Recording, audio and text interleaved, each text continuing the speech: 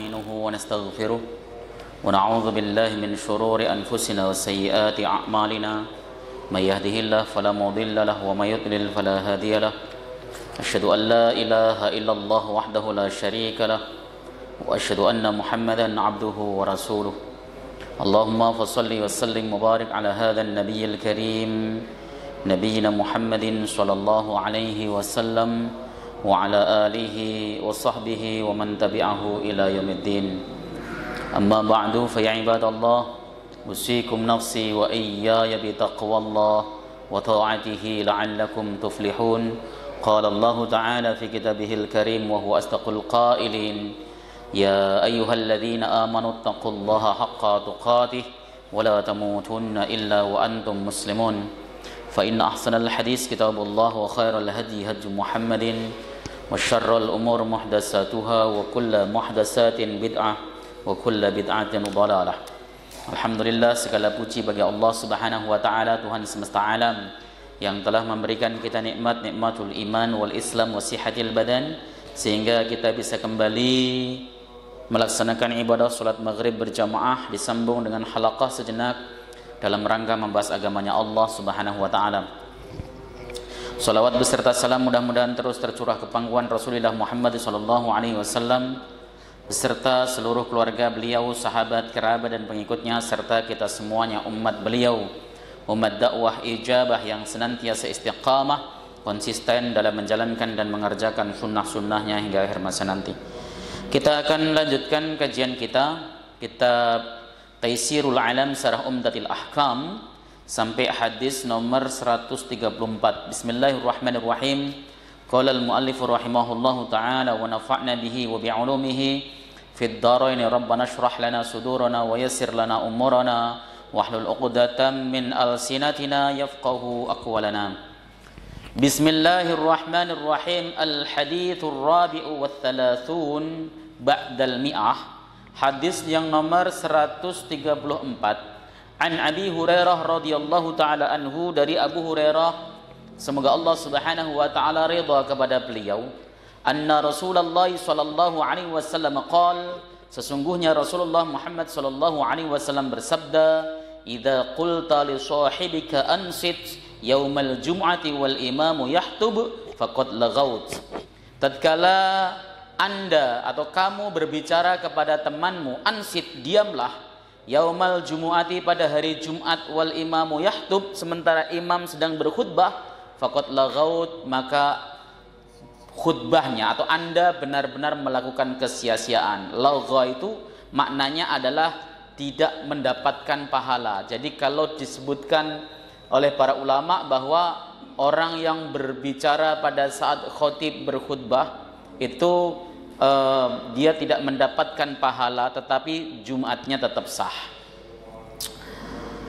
Makna al-ijmal, makna secara globalnya, min a'zami syiaril jum'ati al-khutbatan, sebagian daripada syiar agungnya hari Jumat atau ibadah sholat Jumat itu adalah dua khutbah.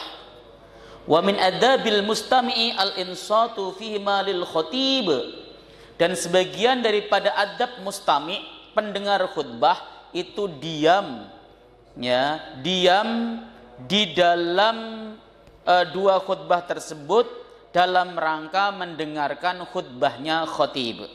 Ya, jadi kalau kemarin kita bahas khatib itu suaranya yang lantang, bahasanya yang tidak belibet, ya, karena Nabi sallallahu alaihi wasallam itu idza khataba ihmarrat ainah wa ala sautah wastadda ghadabah, ya, atau idza khataba ihmarrat ainah wa ala sautuh, gitu, wastadda ghadabuh. Nabi itu ketika khutbah merah kedua matanya, suaranya meninggi dan kemudian luar biasa ghadabnya, seakan-akan musuh berada di hadapan beliau. Itu dalam hak khatib. Ketika khatib itu berkhutbah, maka sampaikanlah dengan bahasa yang lantang, yang tegas, yang jelas, seperti memberikan komando, begitu. Nah, bagi mustami'nya, pendengarnya, maka insot, diam, istima', dengarkan dengan baik. Diam, supaya apa? Supaya kita mendapat rahmat. Maka kalau kita membaca ayat yang berbunyi wa idza quri'al Qur'an fastami'u lahu ansitu la'allakum turhamun, itu oleh para mufassir diartikan yang disebut Quran ay al-khutbah. Tatkala kalian mendengarkan khutbah, dengarkan, diam dan dengarkan supaya kalian mendapatkan rahmat. Itu ditegaskan dalam hadis ini bahwa mendengarkan khutbah itu merupakan satu bagian penting dalam syiarnya Jumat. Tujuannya apa kok kita suruh mendengarkan khutbahnya khotib? Liyatadabbara al-mawa'idh, supaya mustami' tersebut, si pendengar tersebut bisa merenungi nasihat-nasihatnya. Makanya kalau dalam riwayat Jabir, Nabi SAW itu ketika khutbah setelah muqaddimah summa yudzakirun nas, kemudian beliau memberikan peringatan kepada orang-orang, diberikan peringatan supaya mereka bertakwa kepada Allah, supaya mereka taat kepada Allah, mereka takut berbuat dosa dan sebagainya. Itu konten daripada khutbah. Khutbah yang baik kontennya adalah mengajak orang untuk cinta akhirat, mengajak orang untuk lebih takwa dan taat kepada Allah. Itu khutbah yang baik. Tidak mengajak atau memprovokasi orang untuk membenci seseorang.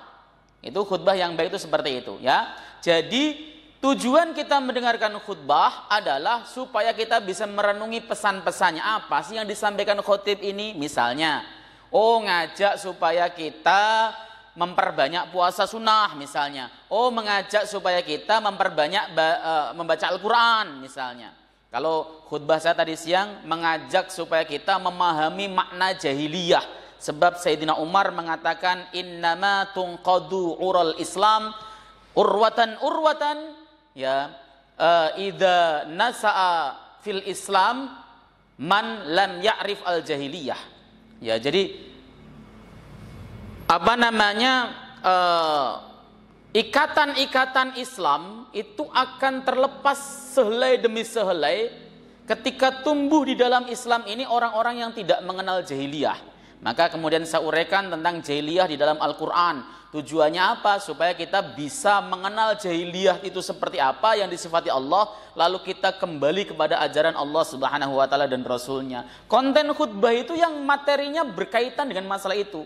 Nggak usah bahas yang aneh-aneh, informasi artis kawin cerai, nggak usah, ya, nggak ada faidahnya. Begitu ya. Jadi renungi apa yang disampaikan khutbah. Terlebih kalau khotibnya membaca Al-Quran atau membaca hadis. Dulu, kata Ibnu Sirin, dulu sebelum terjadi fitnah kubro, yaitu terbunuhnya Sayyidina Utsman bin Affan. Sayyidina Utsman bin Affan itu kan terbunuh pada saat sore hari menjelang berbuka, ya. Pada saat beliau sedang baca Quran ditusukkan sampai darah beliau ada yang muncrat di dalam mushafnya. Dan kalau menurut pakar sejarah pas pada ayat fasayakfikahumullah wa huwas samiul basir, ayat itu. Nah, ketika sebelum terjadi pembunuhan terhadap Sayyidina Utsman, fitnah kubro itu, para sahabat ketika mendengar kata qalan nabiyyu sallallahu alaihi wasallam, langsung mereka itu istima', insot, wakar, tenang banget, tidak ada berisik-berisiknya. Kenapa? Karena yang didengarkan adalah sabda Nabi dan mereka menganggap bahwa seakan-akan Rasul langsung yang ada di hadapannya. Ini yang harus kita lakukan. Kalau kita mendengar hadis Nabi, jika hadis itu sahih, maka istima', dengarkan betul, wikor, tenang betul, tidak usah berisik, tidak usah kemudian bikin gaduh. Apalagi kalau Quran. Quran itu kan ketika dibacakan, kita disuruh mendengarkan, kita disuruh meresapi maknanya. Yang bikin gaduh itu hanya orang-orang kafir.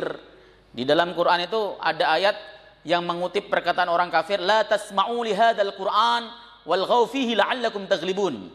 Ya, la tasma'u li hadzal Qur'an, jangan kamu dengarkan Quran ini, jangan, ya. Bikin gaduh di dalamnya supaya kamu bisa mengalahkan. Nah, itu adalah pesan daripada orang-orang kafir terhadap teman-temannya supaya membuat gaduh pada saat Al-Qur'an dibacakan. Lah, pada saat khutbah Jumat, khotib membacakan ayat, kita dengarkan betul-betul, kita amati betul-betul, oh itu pesan ayatnya, oh itu pesan hadisnya, seperti itu tujuannya. Sehingga kita pulang rohani kita penuh dengan pancaran iman sebab disiram dari Quran dan hadis. Begitu. Wa yu'mina 'alad du'a, dan mengaminkan doa. Kita tahu ya, kalau mengaminkan doa di dalam khutbah itu para ulama khilaf. Ya. Tarjih Muhammadiyah sendiri itu memiliki dua pendapat. Ada pendapat yang kita sebut dengan qaul qadim dan ada yang disebut dengan qaul jadid. Pendapat tarjih yang lama yang mengatakan tidak sunnah membaca amin sama sekali ketika imam membaca khutbah, ya pokoknya diem, dengarkan khutbahnya, itu pendapat yang lama. Tapi yang terbaru, tarjih yang terbaru memberikan keputusan, kenapa setelah melihat fatwa para ulama, ya tarjih lebih memilih tetap membaca amin tapi dengan sir, dengan pelan, tidak dengan keras. Yaitu adalah pendapat dari madhab Ahmad bin Hanbal yang dikuatkan oleh Syekhul Islam Ibnu Taimiyah, Ibnu Qayyim al-Jauzi dan sebagainya. Tetapi kalau madhab Syafi'i boleh membaca dengan jahar. Misalnya khotib membaca Allahumma ighfir lil muslimin wal muslimat. Kalau Syafi'i boleh amin, amin, itu jahar boleh. Tapi kalau kemudian pendapatnya Imam Ahmad bin Hanbal, kemudian Syekhul Islam, beliau mengatakan boleh baca amin tapi sir, takut mengganggu. Tapi ulama-ulama kontemporer seperti Syekh Nusrin Al-Albani dan Tarjih Muhammadiyah versi lama mengatakan tidak usah mengaminkan, kita cukup mendengarkan saja. Itu khilaf ya. Perkara khilafiyah itu nggak usah ngotot-ngotot. Sering saya bilang, urusan khilafiyah kita tidak usah merasa paling benar. Kenapa? Kaidahnya berbunyi, ya, la yungkaru al-mukhtalafu fih wa innama yungkaru al-mujma'u alaih. Jangan ada pengingkaran, tidak usah ada pengingkaran terhadap perkara yang debatable, yang ulama itu khilaf. Yang kita ingkari adalah perkara yang disepakati saja. Misalnya riba itu haram sepakat, maka kita ingkari kalau ada pelaku riba. Apalagi misalnya khamr, mabuk, itu sepakat para ulama haramnya, maka kita ingkari tentang keharaman khamr. Apalagi daging babi misalnya, ya daging babi itu haram jelas, mutlak dalilnya Quran. Ya, kalau ada yang makan daging babi mengatakan yang diharamkan Nabi itu celeng bukan babi misalnya, ya, maka kita boleh mengingkarinya. Seperti itu. Itu namanya kita memahami fikih dengan baik, memahami agama dengan baik. Di dalam satu masjid kadang-kadang ketika berdoa Allahumma ighfir lil muslimin muslimat, ada yang amin, amin. Ada yang aminnya sambil khudu gitu, amin. Ada yang diem saja, enggak masalah, no problem. Itu semuanya ada pendapat di kalangan imam-imam yang besar. Ya. Nah, mazhab Syafi'i berdalil, kenapa? Larangan berbicara ansit pada saat khutbah itu jatuhnya wukuknya hanya kepada makruh, tidak sampai kepada haram. Itulah kenapa apalagi kemudian ketika membaca amin maka tidak dilarang membaca jahar, itu versinya Syafi'i boleh. Nah, versinya Ibnu Taimiyah jangan. Kenapa? Jumat itu adalah supaya kita mendengarkan khotib. Kalau membaca amin yang sir saja. Ya, ada yang berpendapat, oh jangan, pokoknya idza quri'al Qur'an fastami'u lahu wa ansitu, pokoknya itu, dengarkan dan diam. Nah, itu yang dijadikan dasar. Itu masing-masing memiliki hujah yang benar. Nah, di dalam kitab ini saya tahu pengarang kitab Taisirul Alam yaitu Abdullah bin Abdurrahman bin Shalih Al-Basam, itu adalah madhabnya Hambali, ya. Maka beliau merekomendasikan tujuan kita mendengar khutbah si khotib itu adalah mengaminkan ketika dia berdoa. Contoh, mudah-mudahan kita semuanya yang hadir di sini mendapat berkah dari Allah Subhanahu wa taala. Amin. Itu contohnya.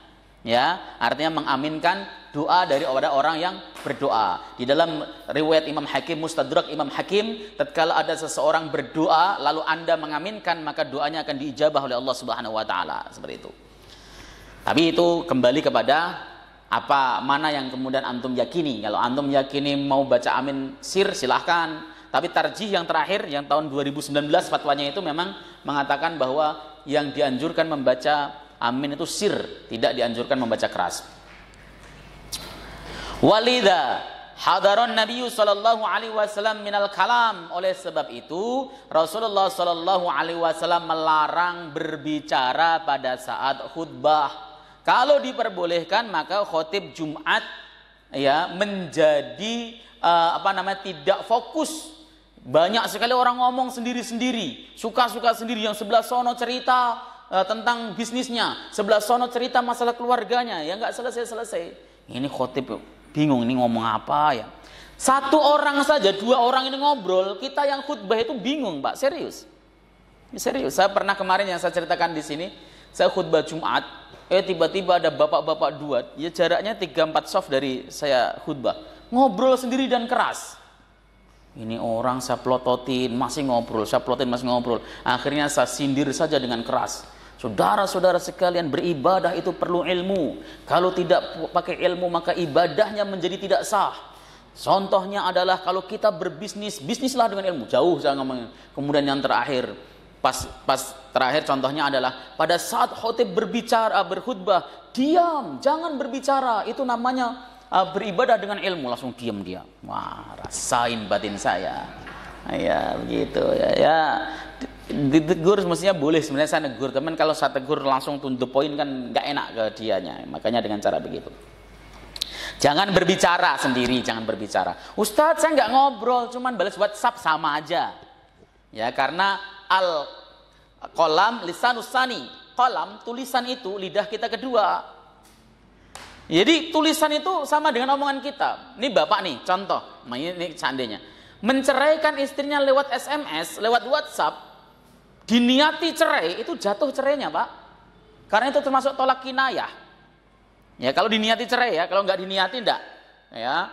Misalnya tulisannya saya ceraikan kamu malam ini misalnya. Ya, kalau dia niat tolak, jatuh tolak. Makanya tulisan itu jangan main-main. Tulisan itu memiliki makna seperti ucapan. Begitu. Ya, jadi balas WhatsApp, balas SMS pada saat khutbah sama saja. Walau bi aqalli syai'in fa inna sebentar. Man naha sahibahu anil kalam walau biqauli ansit wal imamu yahtub faqad lagha li'annahu ata bimunafin lissima'il khutbati. Meskipun yang diucapkan tersebut perkataan yang sedikit, karena orang yang melarang temannya untuk berbicara, diem lu, misalnya begitu. Ada temannya ngobrol, antum nggak ikut ngobrol, tiba-tiba diem lu, misalnya begitu kan. Ansit, sementara imam sedang berkhutbah, maka rusak jumatan dia. Kenapa? Itu munafin lissima'il khutbati. Bisa menafikan, bisa menghilangkan orang untuk mendengarkan khutbah. Gitu makanya Jumat itu cari selamat sendiri, ngobrol sendiri. Aduh, dalam hati pengen negur, takut rusak juga nih akhirnya kan. Ya, sebenarnya yang paling berat negur ya khotib Jumat. Ya, interaksi antara khotib dengan jamaah itu boleh, tidak apa-apa, di zaman Nabi juga sering dipraktekkan. Saya sering mengatakan bahwa Nabi itu berkali-kali interaksi dengan jamaahnya. Misalnya pada saat Sulaik al-Ghatafani masuk ke dalam masjid, beliau sedang khutbah, dia tiba-tiba Sulaik duduk, lalu kata Nabi, as-sholaita, apakah kamu sudah sholat? Belum ya Rasul. Kum fasalli rak'ataini khafifataini, berdiri laksanakan sholat 2 rakaat yang ringan. Itu interaksi.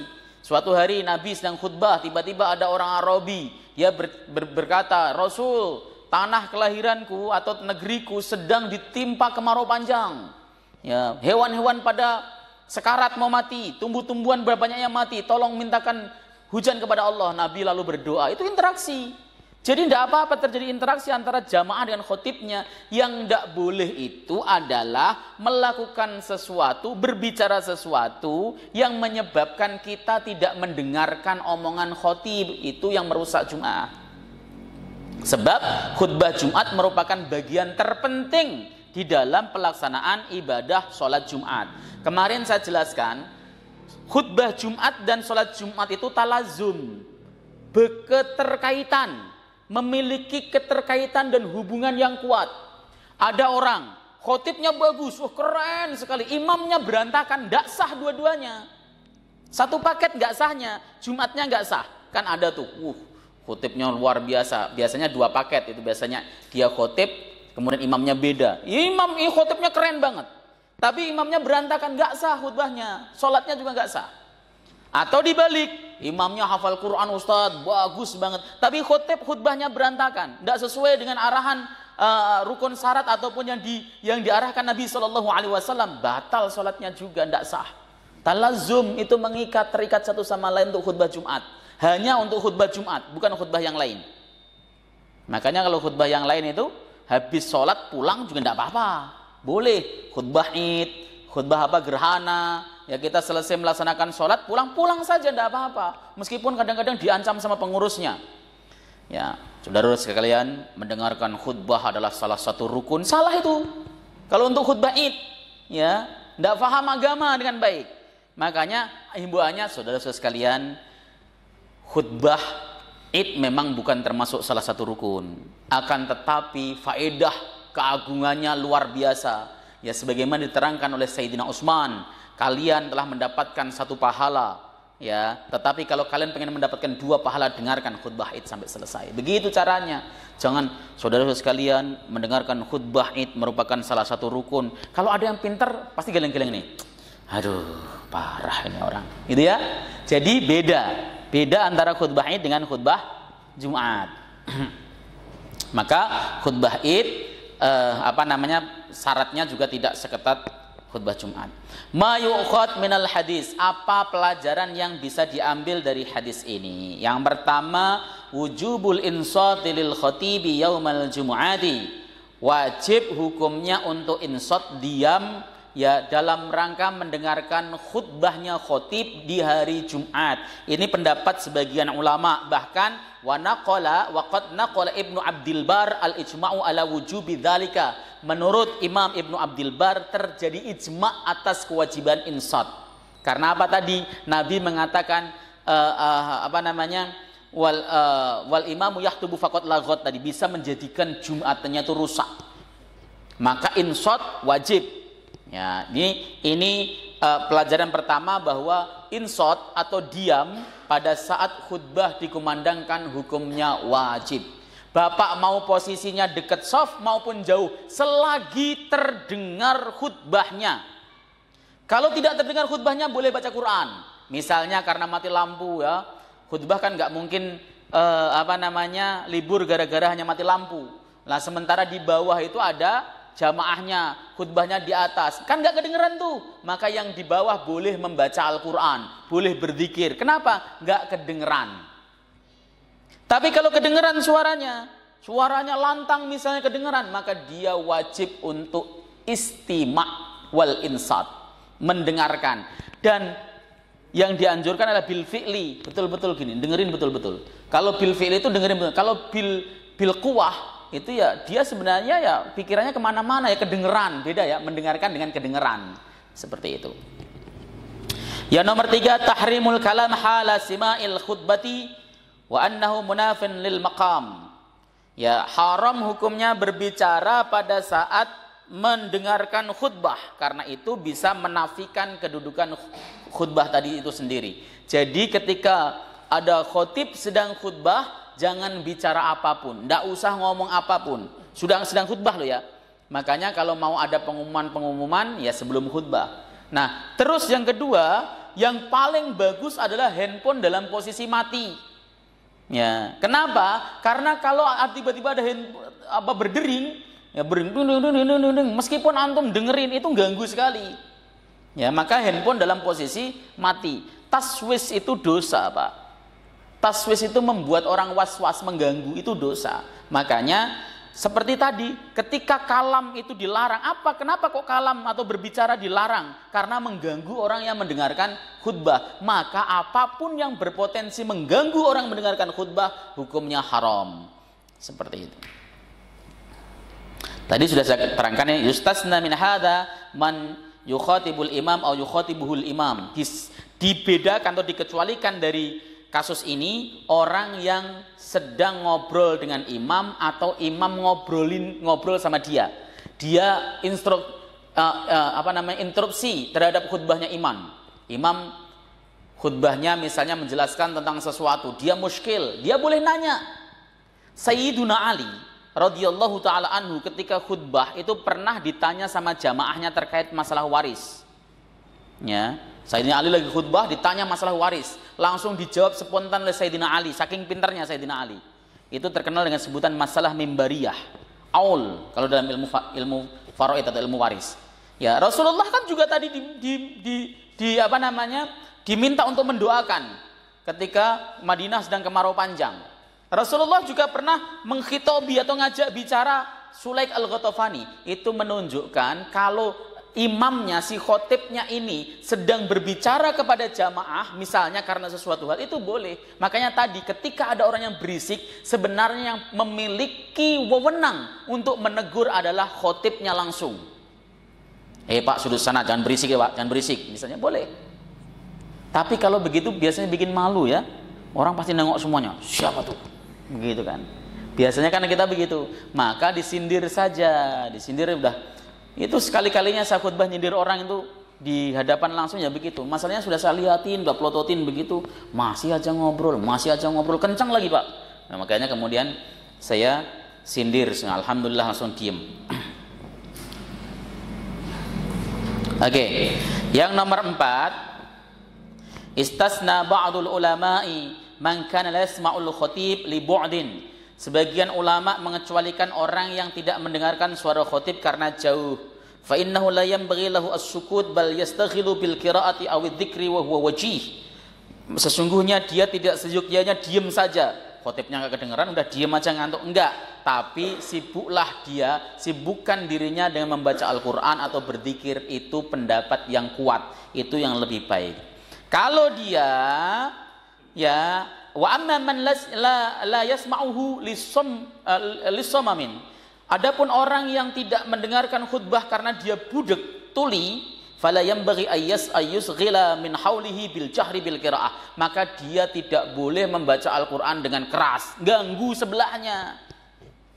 Intinya jangan taswis, jangan mengganggu. Maka hal yang berpotensi mengganggu orang mendengarkan khutbah harus dihilangkan pada saat itu. Contoh kotak amal muter pas khutbah, itu termasuk taswis. Kita lagi dengerin tuh, kledak gitu kan. Nah, ada yang begitu. Masih mending begitu, tiba-tiba datang orang juga cocok. Mana bawa apa? Kantong, muter satu itu. Itu termasuk bagian daripada taswis, mengganggu. Kalau mau kotak amal lewat sebelum pelaksanaan khutbah. Lagi pengumuman, Assalamualaikum warahmatullahi wabarakatuh, pengurus masjid ngumumin dan sebagainya. Kotak jalan. Begitu. Lah Ustadz, nanti jamaahnya belum tuntas. Kalau memang dia mau niat amal, pasti nyari kotak amal. Begitu. Ya. Jadi hal yang berpotensi menjadikan seseorang atau jamaah menjadi terganggu, hilangkan pada saat khutbah. Konsentrasi semuanya kepada khutbah. Kalau kita ngantuk bagaimana? Lah ngantuk enggak apa-apa. Ya memang obat tidur yang paling dahsyat ya khutbah Jumat. Ya, antum walaupun pengen khusyuk dengerinnya begitu, tiba-tiba gini nih mata tuh. Gitu. Enak banget pokoknya. Walaupun keras khutbahnya sampai ma'asirul hadirin, kencang banget begitu ya. Paling kagetnya ketika dia bentak-bentak begitu baru kaget. Ya. Itu hadis yang pertama, hadis nomor 134. Hadis berikutnya, nomor 125. Al-hadisul khamisu wa thalathun ba'dal mi'ah. Hadis yang nomor 135 an Abi Hurairah radhiyallahu taala anhu, dari Abu Hurairah radhiyallahu taala anhu, anna Rasulullah sallallahu alaihi wasallam qala, sesungguhnya Rasulullah Muhammad sallallahu alaihi wasallam bersabda, man ightasala yaumal jumu'ati siapapun orangnya yang mandi pada hari Jumat, ightisal mandi dari Jumat, namanya mandi Jumat. Nah, bedanya apa? Mandi di hari Jumat dengan mandi Jumat. Mandi Jumat itu mandi dengan niat untuk melaksanakan sholat Jumat. Mandi bebas, sama kita keramas dan sebagainya, tapi tidak berniat untuk mandi Jumat, itu tidak dihukumi sunnah. Maka di dalam awal-awal kitab ini, di bab-bab pertama dulu, salah satu urgensi niat itu adalah pembeda antara adat dan ibadah. Itu pertama-tama. Di halaman-halaman awal ya. Ya, itu di niyati fi syar'i bahsan, itu ada di halaman 10. Di halaman 10. Salah satu urgensi niat itu pembeda antara ibadah dan adat. Mandi itu adat, kalau tanpa niat apapun. Yang penting kita pengen bersih-bersih diri, itu adat. Tapi kalau mandi niat untuk hadir sholat Jumat jadi ibadah. Kita itu nggak makan dari subuh sampai maghrib, tidak niat puasa, itu nggak dapat pahala. Tapi kalau kita niat puasa dapat pahala, itu urgensi niat. Niat itu memegang peranan penting. Nah, di sini man ightasala yaumal Jumat. Oh, siapapun orang yang mandi Jumat, mandi sunnah Jumat pada hari Jumat. Kemarin saya jelaskan waktunya. Para ulama berbeda pendapat. Imam Malik berpendapat bahwa mandi Jumat itu sunnah pada saat dia mau berangkat Jumat. Kapanpun ya. Tetapi kalau kemudian dia mandi jam 6, berangkat sholat Jumatnya jam 11, itu tidak dapat sunnah, kata Imam Malik. Yang mendapatkan sunnah adalah versinya madhab al-Imam Asy-Syafi'i. Beliau mengatakan mandi sunnah Jumat itu sudah boleh dilakukan setelah tulu'ul fajri, sudah masuk waktu subuh. Begitu subuhan selesai langsung mandi, atau pas ada adzan Allahu Akbar langsung mandi melaksanakan salat sunnah Jumat itu boleh, meskipun jam 6 ngantor dulu, tetap hasil mendapat pahala mandi sunnah Jumat. Seperti itu. Kemarin sudah kita bahaslah di pertemuan sebelumnya. Nah, ini anjuran, siapapun orang yang mandi sunnah Jumat pada hari Jumat, summa raha fi sa'atil ula fakannama qarraba badanah. Kemudian dia berangkat ke masjid di saat waktu yang pertama, maka dia seakan-akan berkurban seekor unta. Sa'atil ula, waktu yang pertama. Kalau begitu, para ulama menegaskan waktu antara fajar siddiq sampai zawalus syams, masuknya waktu Jumat itu setengah hari kan? Itu dibagi 5. Karena di sini disebutkan sampai 5 ya. Berkorban telur. Itu sampai 5 waktu. Itu dibagi 5. Kira-kira 1 jaman, 1 jam lebih. Jam 6 misalnya kita subuh jam berapa? Jam 5 ya? Jam 5 kan? Jam 5 kurang dikit. Misalnya jam anggap aja jam 5. Jam 5 kemudian 6, 7, 8, 9, 10, 11, 12, 7. 7 ini dibagi 5. 1 jam lebih kan? 1 jam lebih dikit. Kalau begitu yang disebut saatul awal itu antara habis sholat subuh sampai setengah tujuan, itu saat pertama. Tidak ada, masjid ini pasti masih kosong. Ya, itu saatul ula, dan itu dipraktekkan oleh sahabat ridwanullahu taala ajmain. Mereka kalau berangkat untuk melaksanakan sholat Jumat itu tabkir, pagi hari betul. Ya, nggak kerja Ustadz. Nah, memang nggak. Untuk Jumat rata-rata para sahabat nggak kerja. Ya, nah kalau di kita Jumat masih masuk, yang libur Minggu, ya itu salahnya. Ya, mestinya yang betul itu adalah liburnya Jumat, karena mayoritas kita kan. Ya, jadi kita bisa tabkir seperti sahabat. Mungkin kalau liburnya ya, tapi kalau hari Jumat tanggal merah juga nggak penuh-penuh juga sih masjid sih ya. Ya, jadi alasan aja gitu kan. Jadi seperti itu. Jadi itu saatul ula. Saya membaca misalnya di dalam kitabnya Al-Ba'its karangan Abu Sama Al-Maqdisi misalnya. Beberapa sahabat itu datang, Abdullah bin Mas'ud misalnya, datang ke Masjid Nabawi untuk melaksanakan sholat Jumat. Itu beliau masih sempat mengerjakan sholat sunnah mutlak itu 100 rakaat. Itu kan nggak mepet pasti waktunya. Ya, kita saja yang kemudian ketika datang tuh pasti kalau nggak mepet kurang lega. Datang jam 11 ke masjid itu kepagian Pak, belum ada yang masuk, apalagi setengah 11. Ya, pengurus masjidnya masih cek sound, cek tes masih begitu. Ya, kadang ada pakai kolor masih di masjid. Kenapa? Mondar-mandir tadi masih bersih-bersih. Itu serius. Ya, nggak bisa penuh. Masih kalau di Mekah, Madinah ya iya. Kita itu kalau misalnya Jumatan di Mekah misalnya berangkat kok jam 10 udah nggak dapat tempat depan ya, seperti itu. Iya, kalau di sana memang rogob orang untuk ibadah luar biasa. Nah, di sini nggak tercipta. Ya, meskipun umrohnya sudah 10 kali, tetap ketika balik ke Indonesia ya Jumatannya setengah 12 mulu. Setengah 12 pun kecepatan katanya. Masih ada yang berangkatnya jam 12 kurang seperempat. Ini dirubah paradigmanya. Kalau antum termasuk orang yang pertama sekalipun masuk ke dalam masjid, tetapi jam 12 atau setengah 12 atau jam 11, itu tidak seperti kurban unta. Fi sa'atil ula, saat yang pertama. Ya. Kemudian waman roha fi sa'atis saniyah. Siapapun yang berangkat pada jam yang kedua, dan ini tidak satu-satu ya. Pokoknya 10 rombongan, 10 orang atau 20 orang kalau masuk pada sa'atus saniyah, saat kedua. Ya. Maka faka'annama qarraba baqarah. Dia seakan-akan berkorban sapi, seakan-akan sapi. Seakan-akan ya, pahalanya sama dengan orang yang berkorban sapi. Itu di saat yang kedua. Saat kedua mungkin ini estimasi saya ya, sekitar antara jam 7-an sampai jam setengah 9. Mungkin seperti itu. Ya, itu juga termasuk pagi sekali. Wa man raha fi sa'atis salisati. Adapun orang yang berangkat ke masjid pada saat yang ketiga, fa ka'annama qarraba kabashan aqrana. maka seakan-akan dia berkorban dengan kibas yang memiliki tanduk. Ya, ini ketiga-tiga hewan ini adalah yang urutan keutamaan untuk dipakai untuk kurban. Ya, jadi urutannya begitu. Nah, ada pertanyaan ini menceng sedikit karena ini kaitannya dengan masalah kurban ya. Ada pertanyaan, utama mana kurban sapi untuk bertujuh dengan 1 ekor kambing untuk 1 orang? Misalnya nih, saya mau kurban patungan sapi, tapi untuk 7 orang, ya patungannya 3,5 juta. Tapi kalau 1,5 juta saya belikan kambing dapat 1 ekor, utama mana? Utama kurban 1 ekor kambing. Kalau utama. Nah persoalannya kadang-kadang, ya banyak orang yang nggak doyan daging kambing, doyan daging sapi. Ya udah, kalau masalah itu kan masalah selera. Tapi kalau bahasan syariah utama yang berkorban dengan kambing.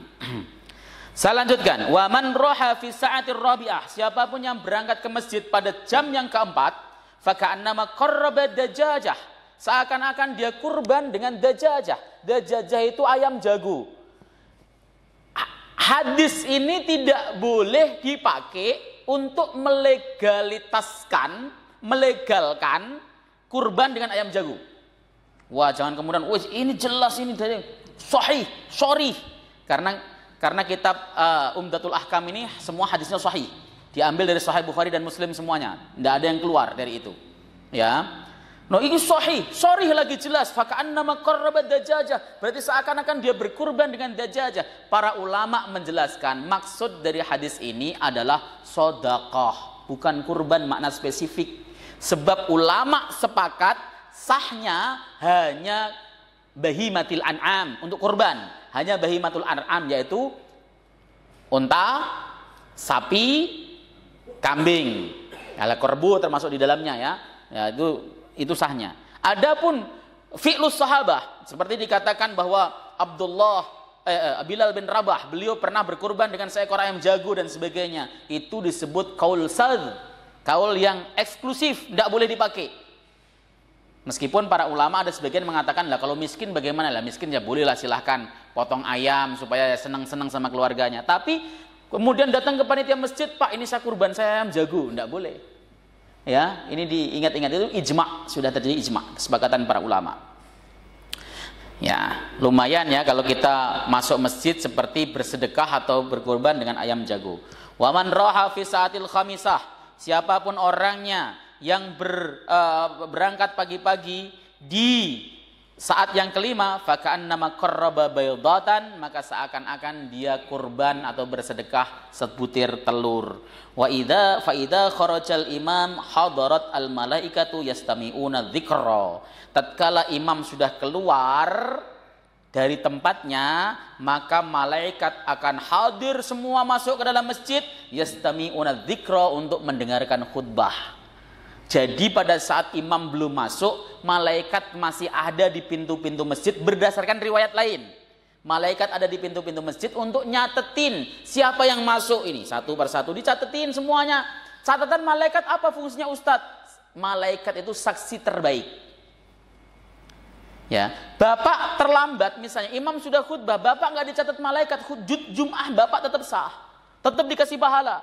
Tetapi tidak tercatat di dalam catatan malaikat sebagai saksi. Si fulan mana kok nggak ada? Lah, nggak ada catatan saya misalkan. Tapi sebenarnya dia telah melakukan Jumatan hanya sekedar ketika imam sedang berkhutbah, dia posisinya terlambat. Makanya masuknya duluan sebelum imam datang. Dan masjid yang baik itu Pak, bagus adalah punya tempat transit untuk imam. Supaya imamnya nggak main celonong aja. Imam datangnya karena jauh ya, menghindari macet sampai masjid jam 11, udah nongkrong sendirian, nggak ada yang satu. Lah kalau bukunya udah ditutup kan rugi semua satu masjid. Ya, yang bagus itu punya tempat transit, ada tempatnya.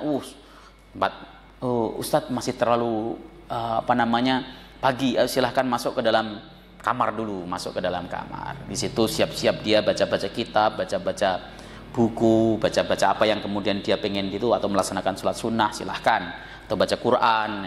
Nanti ketika sudah mulai masuk misalnya ada pengumuman selesai, ya langsung imam masuk dari kamarnya, langsung naik ke atas mimbar. Saya melihat masjid yang seperti itu di Masjid Al-Hidayah di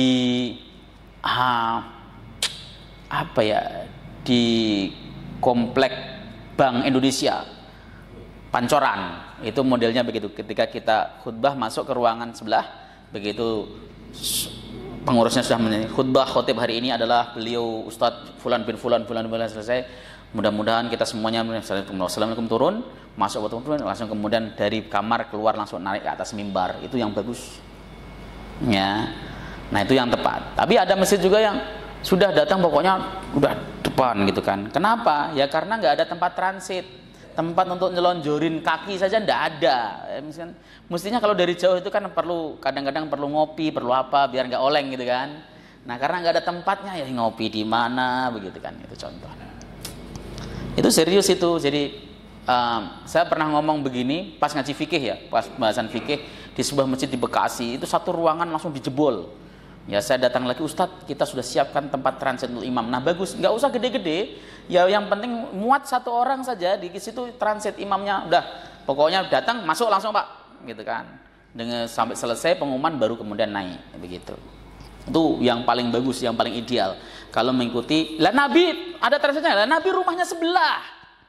Nah, Nabi rumahnya kan sebelah. Masjid Nabawi, sebelah kiri ya berarti ya, sebelah kiri. Masjid ya, sebenarnya bener gini ya, sebelah kiri. Nabi itu rumahnya sebelah kiri. Dan Masjid Nabawi dulu lebarnya nggak selebar masjid ini. Ya, lebarnya 22 meter. Ini ada 22 meter ya? Kurangnya 22 meter. Tapi kesononya paling 11 meter. Nah, Nabi posisinya di samping. Ketika sudah semua datang, Nabi khutbah itu langsung masuk ke dalam dari rumahnya, masuk ke mimbar. Itu Nabi SAW seperti itu. Ya. Bismillahirrahmanirrahim.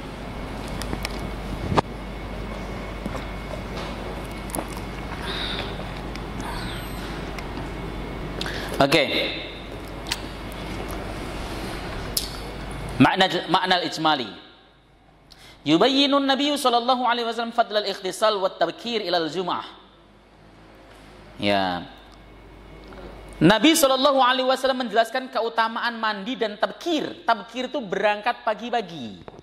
Nabi sampai mendoakan khusus, Allahumma barik li ummati fi bukuriha. Ya Allah, berkahilah umatku di dalam tabkirnya ketika berangkat ia pagi-pagi untuk melaksanakan sholat Jumat. Ya, termasuk di dalamnya tabkir sholat duhur. Melaksanakan sholat duhur, kita berangkat sholat duhur pagian, maksudnya pada saat masih adem, itu utama. Tabkir maksudnya. Itu didoakan keberkahan oleh Nabi SAW. Makanya kadang-kadang saya sering berpikir gini, kenapa di Indonesia yang negaranya gemah ripah loh jinawi, tambang apa yang nggak ada di Indonesia? Semua tambang-tambang besar itu ada semua di Indonesia. Kenapa nggak gemah ripah loh jinawi, nggak kemudian kaya raya, warganya kok miskin mulu, miskin mulu? Ya tadi nggak dapat keberkahan apapun. Sholat itu kalau perlu datangnya paling belakangan, pulangnya paling duluan. Ya, tempat duduknya dekat sendal, begitu assalamualaikum ngabur. Ya, itu yang pertama. Saya kalau merenung begitu. Yang kedua, orang Saudi sana malamnya itu lebih panjang daripada orang Indonesia. Ya mereka adzan subuh itu 5:30. Bangun jam 4 saja mereka bisa tahajud. Bangun jam 4:30 masih bisa tahajud. Kita bangun jam 4:30 boro-boro tahajud, jamaah subuh aja nggak dapat. Itu serius. Dan rata-rata orang Indonesia, rata-rata sebagian besar bangunnya 5:30. Sebagian besar yang datang ke masjid itu sebagian kecil. Ya, yang sebagian besar bangunnya 6:30, kadang 6:30. Itu serius. Di Saudi Arabia, di Mekah, di Madinah, maghribnya sama dengan kita jam 6 misalnya, isanya sama, tapi lihat subuhnya 5:30 baru subuh. Ya, sementara datang orang-orang sana, kalau orang umroh misalnya datang jam 4 iya, jam 3 iya, tapi orang asli sana ketika masuk masjid itu datangnya rata-rata telat jam 4. Itu udah bagus banget, 4:30. Mereka masih bisa sholat tahajud, masih bisa sholat witir, barokah makanya. Ya seperti itu, makanya kita harus cari keberkahan lain karena sholat malam kita kurang. Ya minimal di hari Jumat tadi, jangan Jumat kok ya masih aja injury time baru masuk. Repot, apalagi pengurus masjidnya lagi. Udah pengurus masjid masuknya injury time jam 10:05 baru masuk. Aduh, geleng-geleng kepala kadang-kadang kita itu. Ya, itu tabkir namanya.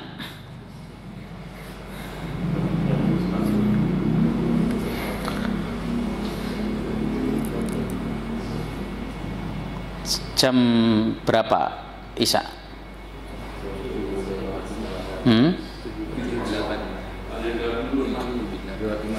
Lewat 5 ya? Udah 1 menit. Ayo silakan, ada mohon muskilin nanya. Nanti akan saya bahas. Monggo. Apakah pernah terjadi dalam melakukan sholat Jumat itu imam dan khotib wanita? Di zaman sahabat Nabi tidak pernah. Makanya para ulama sepakat tidak ada satupun ulama yang memperbolehkan imam dan khotib perempuan. Tidak ada. Saya nggak pernah, bahkan qaul dhaif sekalipun tidak pernah, tidak ada. Kecuali Panji Gumilang dengan madzhab Soekarno-nya ya. Ya seperti itu. Ya mereka menganggap bahwa laki-laki dan perempuan kan sama. Ya kita sebenarnya mengakui bahwa persamaan dalam hak ya, tapi maksudnya persamaan dalam melaksanakan ibadah ya, tapi kalau kodratnya fisiknya aja beda, apapun beda, maka laki-laki dan perempuan itu sebenarnya sama tapi beda. Sama-sama dia harus ibadah, iya, tapi beda. Perempuan boleh tidak ibadah kalau haid, laki-laki kan nggak ada liburnya seperti itu. Jadi tidak pernah ada ya praktek dari Nabi, dari sahabat, dari tabiin, dari tabiin, dari imam 4 yang melaksanakan sholat Jumat itu adalah imamnya perempuan dan khotibnya perempuan untuk makmum laki-laki ya. Wong khotib perempuan, imam perempuan nggak pernah terjadi kok Pak, nggak pernah terjadi. Misalnya nih perempuan ngadain Jumatan sendiri khotib, nggak pernah terjadi ya. Ya ini saya bilang tadi kan pertanyaannya perempuan jadi khotib dan imam dulu untuk bagi laki-laki. Nah ini mau saya jawab, saya baru masuk ke sana. Tidak pernah terjadi pada masa Nabi, meskipun saya ngomong gitu, meskipun jika ada perempuan, khusus perempuan melaksanakan sholat Jumat itu boleh, boleh ya, tetapi tetap tidak enggak kemudian dianjurkan, karena perempuan itu tidak wajib melaksanakan sholat Jumat berdasarkan instruksi dari Nabi Shallallahu Alaihi Wasallam. Ada beberapa kelompok yang tidak wajib melaksanakan sholat Jumat. Yang pertama diantaranya adalah perempuan, anak kecil, dan orang yang hilang akal, ya, orang yang sakit dan sebagainya, itu tidak wajib melaksanakan Jumat. Kalau nggak wajib ya udah sholat zuhur saja, ngapain sholat Jumat segala, begitu ya. Sholat jamaah sama. Bahkan Nabi mengatakan bahwa di dalam kitab seperti di Uqudul Lujain itu dikatakan bahwa sholat seorang perempuan di kamarnya itu lebih baik dibanding dengan sholat berjamaah bersama Rasulullah Sallallahu Alaihi Wasallam. Karena tadi perempuan itu madzinatul fitnah, tempat timbulnya fitnah, gitu Pak.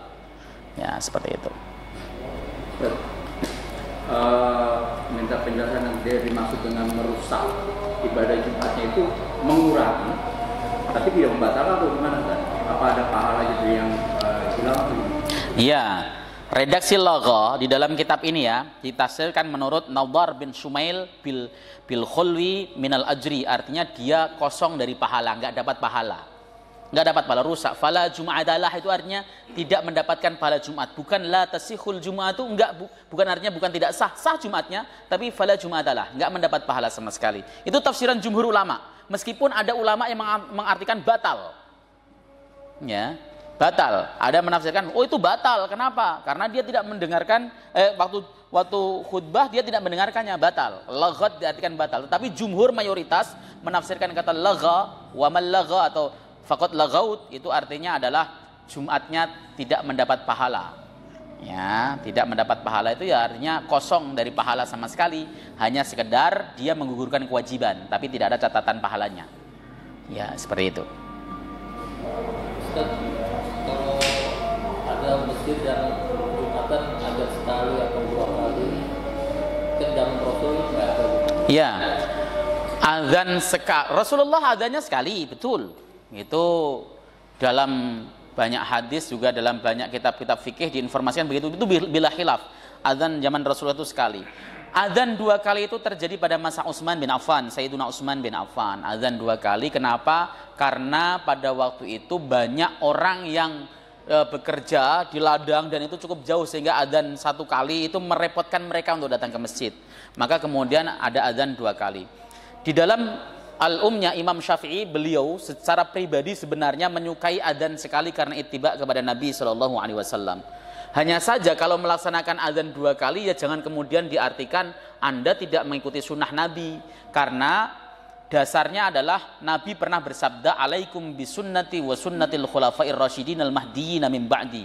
Peganglah sunnahku dan sunnahnya khulafaur rasyidun. Utsman bin Affan itu termasuk khulafaur rasyidun. Berarti mengikuti Sayyidina Utsman termasuk mengikuti perintah Rasulullah sallallahu alaihi wasallam. Hanya saja kalau dikasih opsi, apakah kita mengikuti apa yang dulu di zaman Nabi dipraktekkan, apakah di Sayyidina Utsman? Imam Syafi'i lebih suka mempraktekkan apa yang dulu dipraktekkan Nabi Shallallahu Alaihi Wasallam. Itu sependek pengetahuan saya ya, sependek bacaan saya. Kalau ada yang tidak sesuai ya saya mohon maaf, karena cukup lama saya membacanya ini. Jadi adzan sekali dipraktekkan di zaman Nabi, adzan 2 kali adalah ijtihad Sayyidina Utsman gitu kan. Dua-duanya boleh dipraktekkan karena itu termasuk dalam hadis alaikum bisunnati tadi. Nah, tapi Imam Syafi'i lebih menyukai melaksanakan apa yang dulu dipraktikkan oleh Nabi Shallallahu Alaihi Wasallam. Begitu, dan itu yang kemudian dipilih oleh Muhammadiyah di dalam tarjihnya. Gitu Pak. Termasuk dipraktikkan di Haramain juga sekali. Tapi ada juga yang mempraktikkan sekali ya, 2 kali ya, dan itu bukan hanya Indonesia saja seperti itu.